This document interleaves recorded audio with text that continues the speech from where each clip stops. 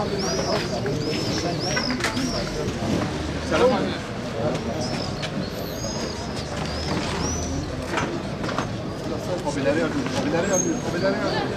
Bismillahirrahmanirrahim. Wadduha wal-leyli idha saja ma wadda'aka rabbuka ve ma qala وَلَلْآخِرَةُ خَيْرٌ لَكَ مِنَ الْأُولَى وَلَسَوْفَ يُعْطِيكَ رَبُّكَ فَتَرْضَى صَدَقَ اللّٰهُ الْعَظِيمُ. El-Fatiha. Siz değerli kardeşlerimizden, abilerimizden gelip destek istiyoruz. Buradaki kardeşlerimizden ricamız, buradaki kardeşlerimizden isteğimiz, özellikle Bitlis'te yaşayan, Bitlis'in sorunlarını bilen, Bitlis'in dertlerini bilen, çilesini çekmiş bütün halkımızdan isteğimiz şudur. Bizler Bitlis'te doğduk, Bitlis'te büyüdük, Bitlis'te yaşıyoruz. Bundan önceki seçimlerde olduğu gibi dedik ki kazansak da kaybetsek de bizler Bitlis'te kalacağız, Bitlis'te yaşayacağız. Kıymetli kardeşlerim, dediğimiz gibi yarın öbür gün seçimdir. Sandıklar önünüze gelecek ve sizden oy istenecek. Ben bir Bitlisli kardeşiniz olarak sizden rica ediyorum. Elinizi vicdanınıza koyun, ona göre oy kullanın. Ama eğer Bitlis adına, Bitlis'e bir yatırım, bir üretim adına bir şey yapılmamışsa bunlara Allah rızası için destek vermeyin. Bizler tüm imkanlarla, kardeşlerimiz bilirler, özellikle esnaf abilerimiz, kardeşlerimiz bilirler. Tüm imkanlarımızla bizler Bitlis'in sorunlarını görüşmek için gerek valiyle, gerek Bitlis milletvekilleriyle defaatle görüştük. Fakat malumunuzdur, sadece esnaf olma hasebiyle gideceğimiz yer bellidir.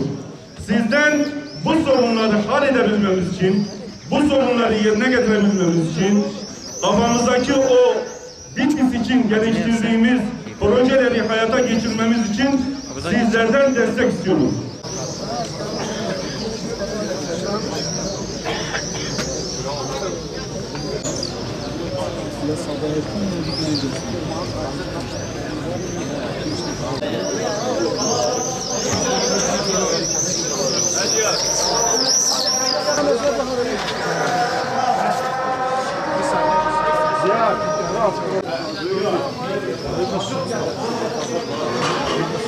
Hadi gençler, hadi gençler.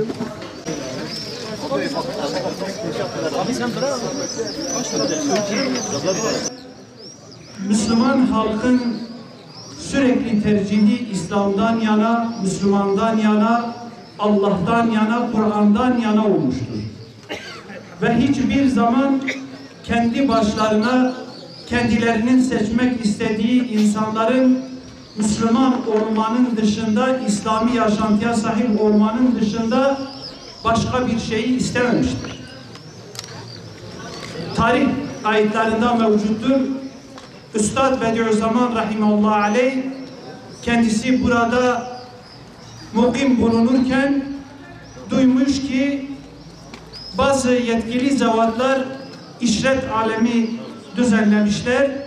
Kendisi daha henüz genç yaştayken o işret diyarını basmış ve onlara tepki göstermiştir.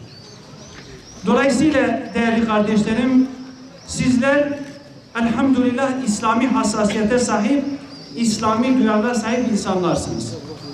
Peygamber sallallahu aleyhi ve sellem bir hadis-i şeriflerinde buyuruyorlar ki kema tekunu yuvalla aleykum diye buyuruyor. Sizler bulunduğunuz hal üzere idare olunacaksınız. Dolayısıyla siz kimi tercih ederseniz, kimi kendi başınıza görmek isterseniz onlar tarafı da idare edeceksiniz. Bugün İslam diyarının perişan halinin sebebi budur. Biz yıllarca Müslümanlar olarak siyasetten, yönetimden, idareden uzaklaştık. Ehil olmayanlar bizi idare etti.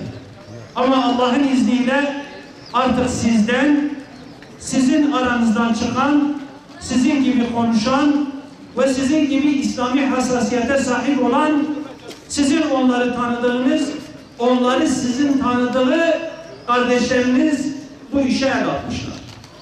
Allah'ın izniyle artık sizi temsil edecekler. Sizin temsiliyet sorununuz olmayacak. Ama bu tek taraflı olmayacak. Siz bu kardeşlerinizi Allah'ın izniyle vekil olarak görmek isterseniz onlar vekil olacaklar. Ama görmek istemezseniz olmayacaklar. Dolayısıyla siz bu kardeşlerinizi eğer meclise gönderirseniz ben inanıyorum ki sizi temsil edecek, sizin hassasiyetlerinizi bilecek ve sizden biri olarak orada bulunacak. Birilerinin yaptığı gibi onlar Ankara'ya gittikten sonra sizi unutmayacak. Biz bu kardeşlerimize kefiliz. Siz de onları tanıyorsunuz. Soylarıyla, soplarıyla, asırlarıyla, kökleriyle onları biliyorsunuz, tanıyorsunuz. Elhamdülillah biz bu kardeşlerimize kefiliz ve bu kardeşlerimiz adına vekaleten burada bulunuyoruz. Eğer siz bu kardeşlerimizi tercih ederseniz biz sizi yine yalnız bırakmayacağız.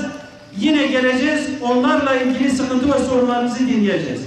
Allah'ın izniyle 25 Haziran'da biz hayırlı bir günle uyanacağız ve bu ülke gerçek sahiplerine kavuşmuş olacağı bir günü beraber yaşamış olacağız. Dolayısıyla siz değerli Bitlisli kardeşlerimden bu kardeşlerime destek istiyorum. Allah'ın izniyle bunda pişman olmayacaksınız. Bunda şu neticelere ulaşacağız. Bir, sizden biri orada olacak. Bunlar yalan söylemeyecek. Allah'ın izniyle rüşvet yemeyecekler. Haram yemeyecekler ve sizin yanınızda olacak.